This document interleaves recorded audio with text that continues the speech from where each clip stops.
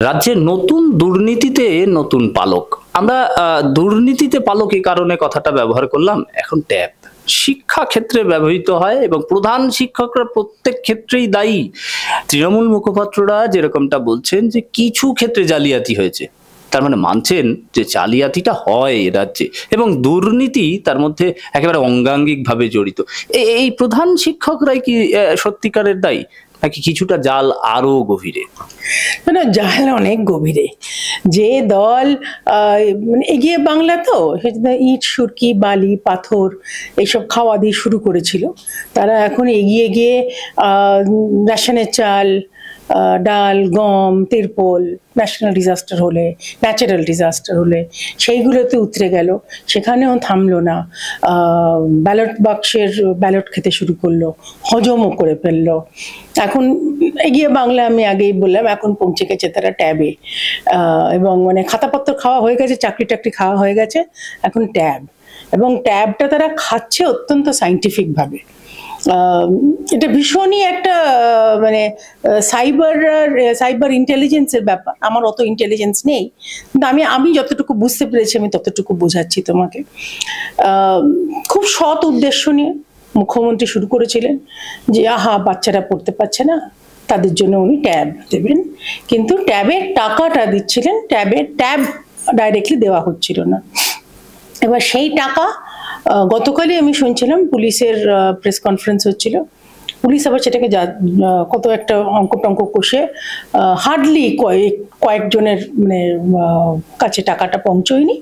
সেজন্য অতটাও চিন্তা করার কারণ নেই। এরম একটা কিছু গল্প কাহিনী দিল, যে সেম গল্প কাহিনী কুণাল ঘোষও দিচ্ছে, যে মানে এতটাও চিন্তা করার কারণ নেই কিছু। তুমি যে প্রশ্নটা দিয়ে শুরু করলে, মানে সবার ক্ষেত্রে তো চুরি হয়নি, কয়েকটা হয়েছে।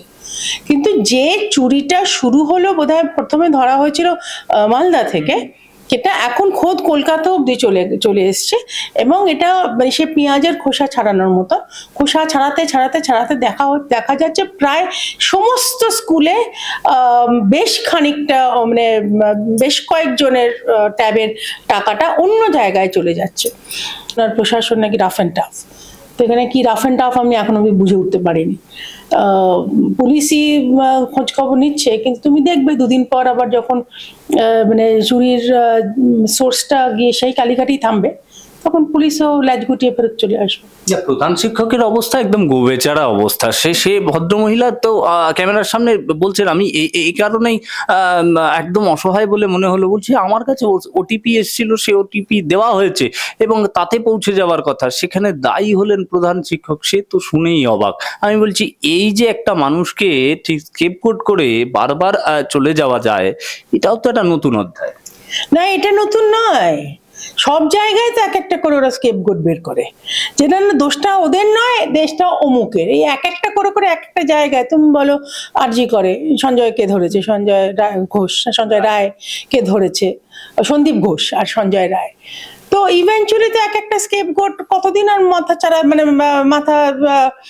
মাথায় দোষটা নিতে থাকবে। ইভেন্চুয়ালি এখানেও সত্যি কথা বেরোবে। তোমার মনে থাকবে প্রথম ইতিহাসের প্রথম মানে তৃণমূলের ইতিহাসের প্রথম দিকে স্কেপ করতে কুণাল ঘোষ নিজেই ছিলেন।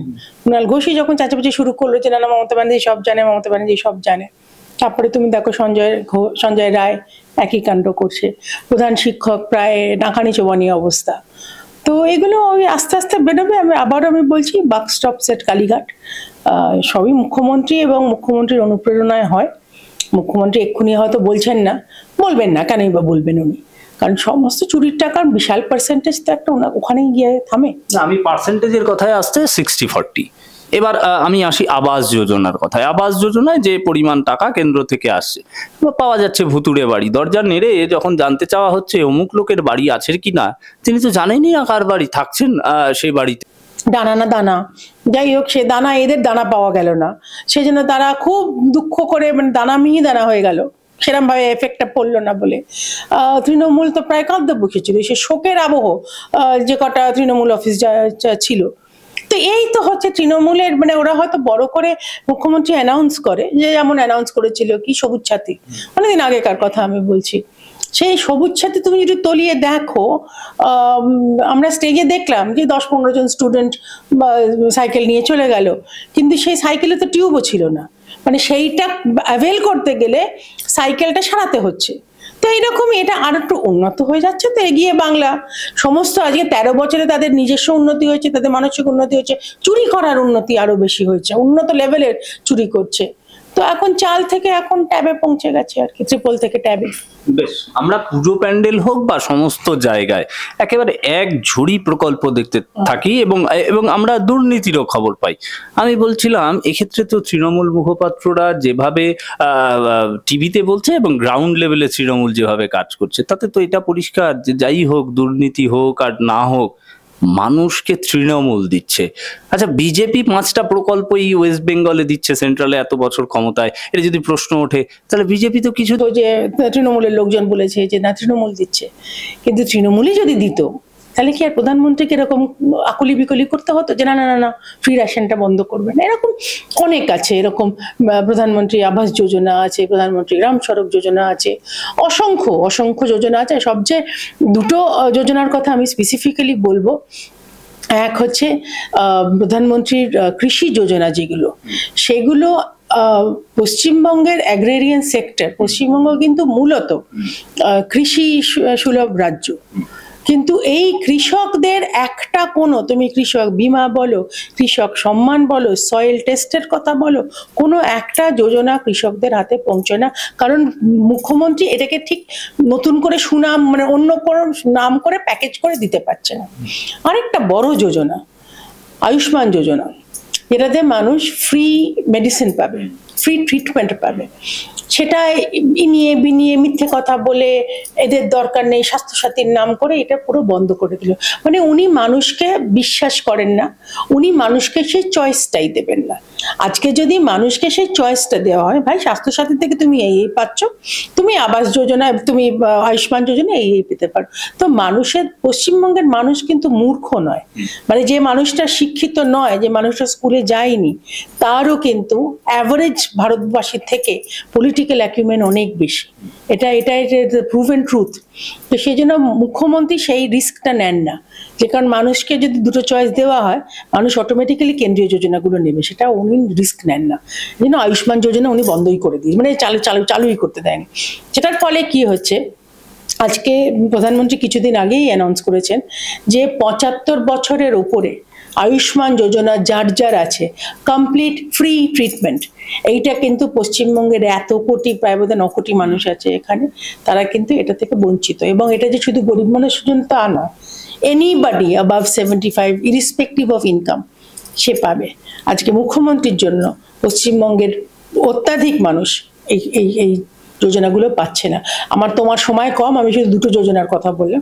এক একটা যোজনা ধরে ধরে আমি বলে দিতে পারি যে কিভাবে রাজ্য বঞ্চনা করছে। এতদিন ধরে তো আমরা শুনে আসছি, সেই গল্প হয়নি, কেন্দ্রীয় বঞ্চনা কেন্দ্রীয় বঞ্চনা, কিন্তু যে সরকারকে তৃতীয়বার মানুষ নিরুপায় হয়ে দিয়েছে, যে কোনো কারণেই হোক, সেটা আর একটা আলাদা সেশন না হয় আমি তোমার সঙ্গে বসবো, কেন মানুষ ভোট ওদের দিতে বাধ্য হচ্ছে, যে কোনো কারণেই হোক, এই সরকারকে ভোট দিয়ে, যেমন কেন্দ্রীয় বঞ্চনা থেকে এরা মানে নিজেদের, কেন্দ্রীয় বঞ্চনা করছে না, কিন্তু কেন্দ্রীয় যে যোজনাগুলো সেটার দ্বারা এরা বঞ্চিত হচ্ছেন, মানুষ বঞ্চিত হচ্ছেন, কারণ রাজ্য সরকার কেন্দ্রীয় যোজনাগুলো আসতে দিচ্ছে না, ঢুকতেই দিচ্ছে না।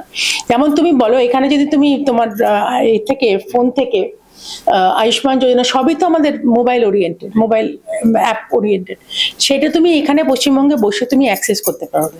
তুমি পশ্চিমবঙ্গ ক্রস করে ঝাড়খণ্ডে যাও, নেট এসে যাবে, তুমি ওখান থেকেও করতে পারবে। হ্যাঁ, তোমাকে তোমার ভোটার্স আইডি ইত্যাদি দিতে হবে। যে মুহূর্তে পশ্চিমবঙ্গের তুমি যদি ভোটার হও পাবে না, তার কারণ সরকার, মানে পশ্চিমবঙ্গের সরকার দেয় না। তো এটা মানুষকে বুঝতে হবে।